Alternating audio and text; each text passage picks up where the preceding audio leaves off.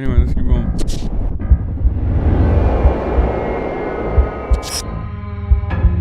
There's a lot of international mail that flows to a small nation in Western Africa.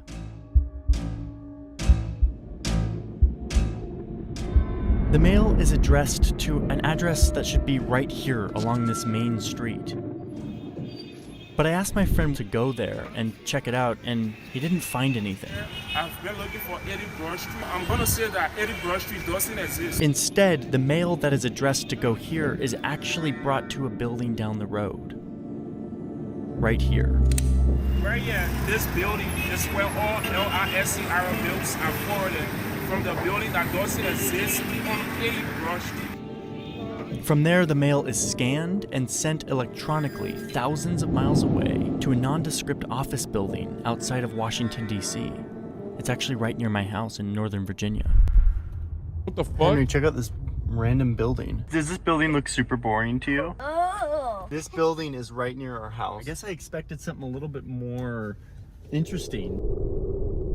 This process is a part of a secretive web of corporate secrecy. It's a web that is built off of years of strange connections between the United States and the country of Liberia, a nation invented by a group of Americans here in Virginia.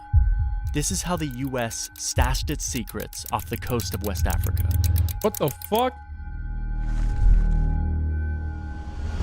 In this Bro. building, there is a bunch of mail that comes from a little country in West Africa, and it gets sent to Bro, this Virginia building is- near our house. Virginia is full of these fucking weird, like, gray brutalist buildings that just house the world's secrets in them. Like, this is just Virginia, and this is a perfect summarization of fucking Virginia. Okay? Langley in general. It's just like all these gray-ass buildings where you're like, what the fuck's going on in there? It's kind of creepy. That's not brutalist? I feel like it is. It's not. Does that seem kind of weird to you? Yes, what did they do with it? That's what I want to figure out here. So let's say I want to start an international corporation and start doing business abroad. I live here in the United States, so naturally I would want to start my company here in the US. But when I ask the internet how to do this, I get a bunch of ads that look like this. Even though my office would be here in Washington, D.C. in the United States, the internet is telling me that on paper I should set up my corporation in one of these random small countries around the world. Places like the British Virgin Islands, or Mauritius, or Belize, Gibraltar, Malta, the Seychelles Islands. Wait, the Seychelles? Like that tiny island nation in the middle of the Indian Ocean that has like less than 100,000 people? It's like 40 hours of flying to get there. Why would I want to set up my business in the Seychelles? Wonder why. Here's why.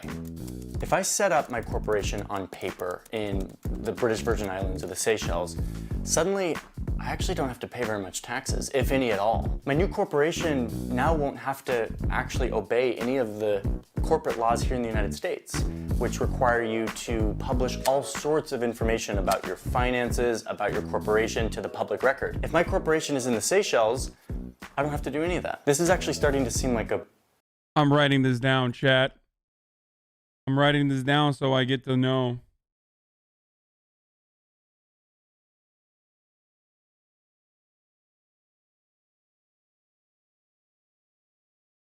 Okay.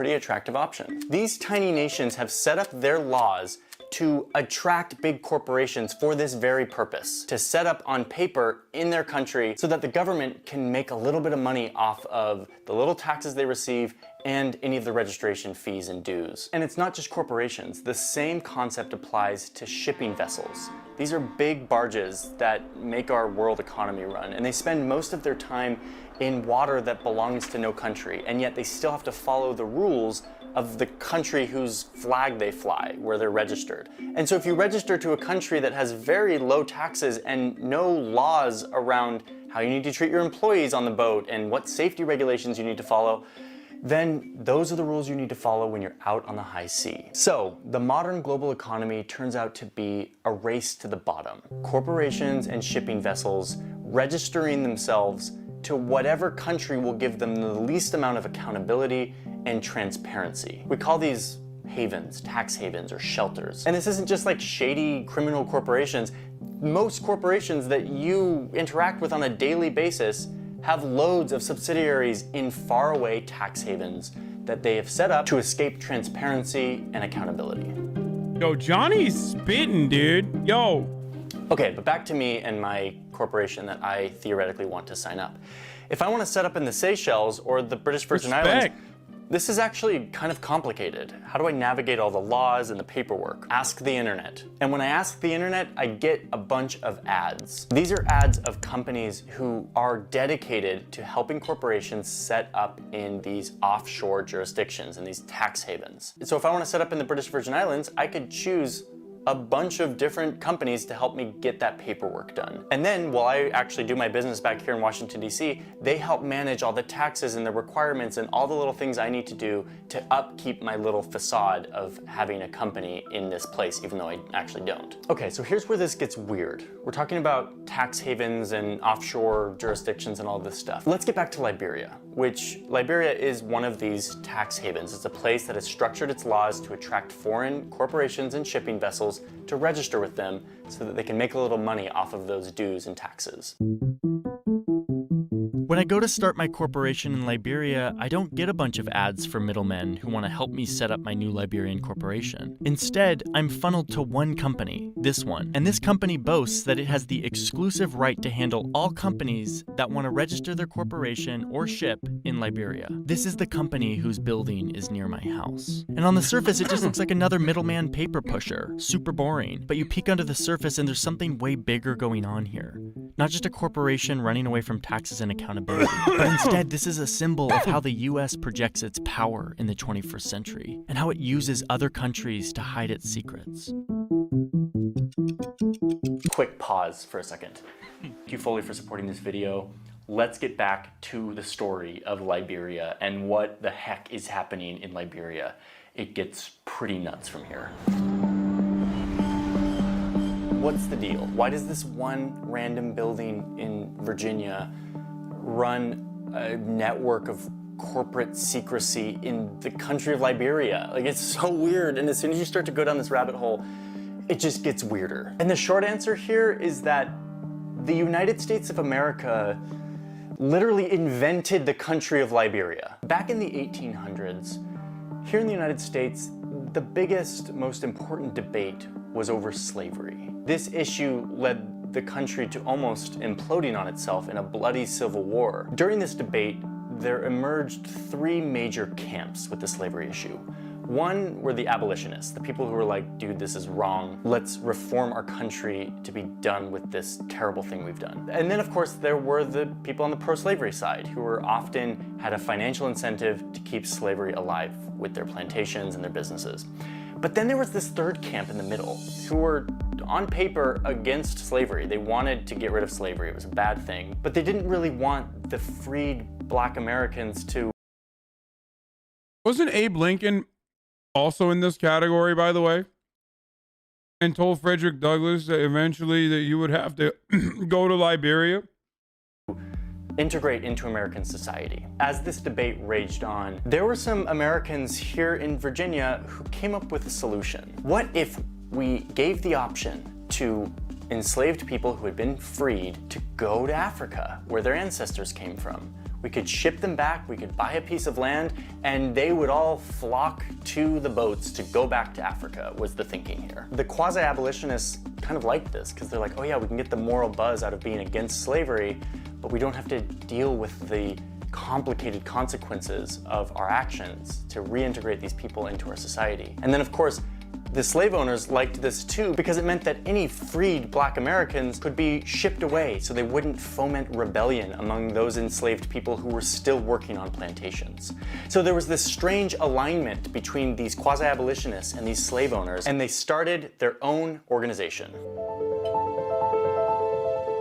So this organization that was based here in Virginia bought a piece of land in Western Africa with money from their supporters and from the US government. And they started sending ships full of black people to this land to create a settlement that they called Liberia, or Land of the Free. They named the capital Monrovia after President James Monroe, who was a fierce supporter of this effort to send away free black Americans. Almost died while fucking eating so food. At this point, I'm sure you're kind of like, wait a minute. What was this curveball? We went from talking about the Seychelles and tax havens to talking about how a bunch of Virginians started sending freed black Americans to a piece of land in Africa that they bought. And this is where these two come together. Soon, the Liberians declare independence. Liberian locals, the ones who had come from the United States, that started to take power and actually be the leaders of the country. They actually started to enact slavery of their own in their society, just like they had seen in the United States. But behind the scenes of all of this, the US political interests that started this whole thing remained. They had an actual building there, and they were actually calling the shots. So Liberia was independent on paper, but in reality, the US had as much influence as ever in their little colony in Africa. And that influence became really useful 100 years later.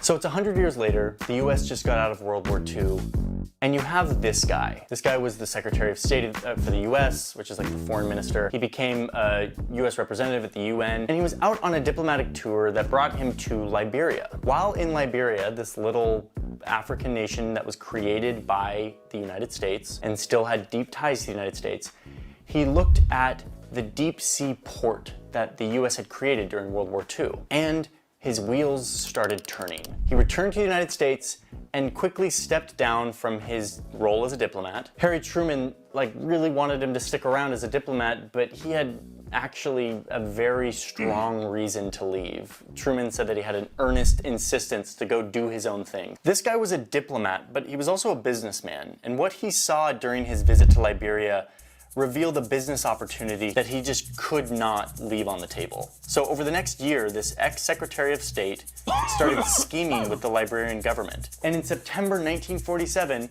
he came out and announced that he, a private American citizen, had made a deal with the Liberian government. He created a company, an American-based company based here in Virginia, that was to be the exclusive middleman between any international corporation and the government of Liberia. Basically, if anyone wanted to set up their corporation in Liberia, they would have to go through this guy and his new company. He helped the Liberian government craft laws that would make it very attractive for people to put the Liberian flag on their ship or on their company. And over the next few years, this gained major traction. At this time, any shipping vessel that had the American flag or the Soviet flag would be subject to a bunch of trade barriers that were starting to go up as a part of this Cold War between the US and the Soviets. This ex-Secretary of State and his new company would go around and say, hey, put the Liberian flag on your ship, and now you can trade with whoever the hell you want. The Liberian registry exploded, and now you had ships flying the Liberian flag, not having to pay barely any taxes and not having to obey any laws from the United States, and being able to trade with whomever they want, because Bro, my man invented offshoring?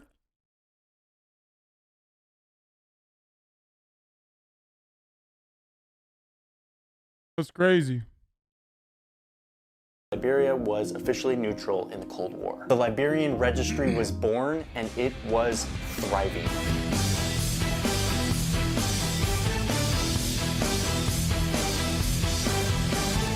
So in recent decades, the number of ships that register under the Liberian flag, who never step foot in Liberia, by the way, but have their flag on their ship, has grown, and it has become the second most common flag on international ships in the world, only second to Panama. Meanwhile, the company here in Virginia who has a monopoly over this registry is getting super rich, and they're giving some of those riches to the Liberian government. But what the Liberian government does with that money is actually probably the ugliest underbelly of this whole story.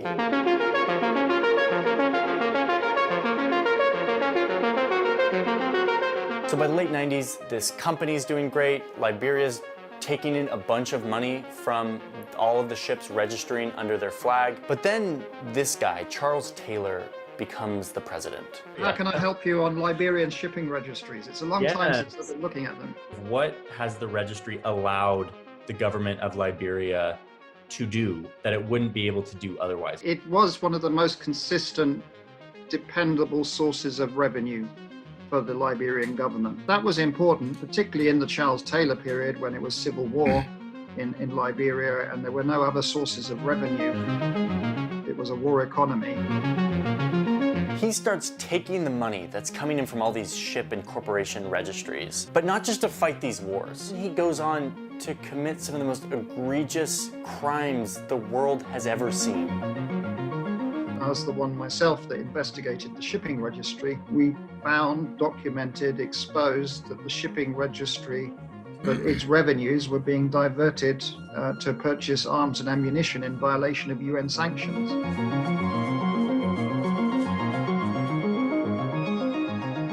And yet the corporations and ships that fly the Liberian flag don't even have to think about this.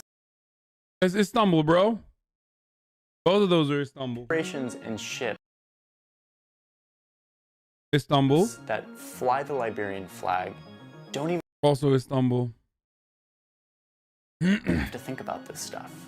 They don't step foot in Liberia. They've never met Charles Taylor or any of his people. They just go about doing their thing and doing all of their business through a nondescript office right near my house, where Not Constantinople. a company is getting very rich using Liberia as the facade, but really everything is happening right here. The money is being made right here, and a little bit of that is being sent to Liberia, and Liberia is using it to do terrible things. Charles Taylor eventually... Americans be like, you see, this is why you shouldn't do profit sharing. This is why we shouldn't have engaged in revenue sharing with Charles Taylor to begin with. They're using the money for bad things.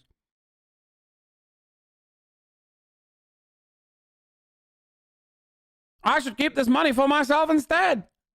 goes to the International Court of Justice and gets indicted on 1 million really horrible counts. Goes to jail for the rest of his life. But the registry that helped fund his horrible rise remains, and remains as a mechanism for helping many corporations around the world hide their secrets and evade accountability. And this connection between these two unlikely places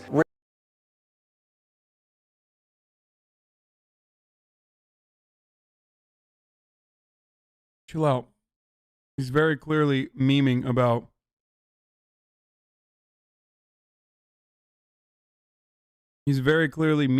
fucking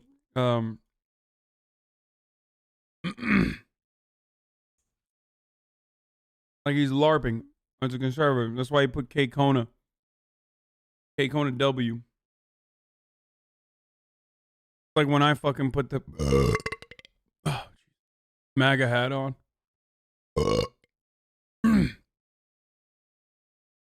retains a similar purpose as its original one, way back in the 1800s, when with the support of the US government, private interests sent away their secrets and their guilt to a faraway place. And that hasn't really stopped happening. Today, with the blessing of the US government, corporations continue to deposit their secrets in this same faraway place, far away from any real accountability.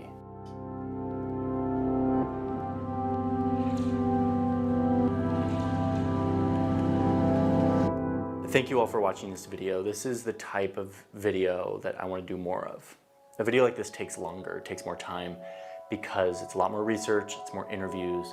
I'm actually diving way deeper into these stories than the typical explainer you see on this channel. And that's what I want to do starting in 2021. I want to start doing more stories like this. My patrons make that possible, and brands like Fully who care about Respect, dude. Hey.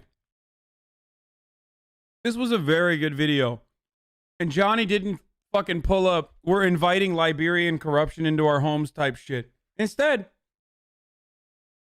he actually invited Karl Marx into his home briefly. It seemed like he invited a little bit of leftist radicalization into his home.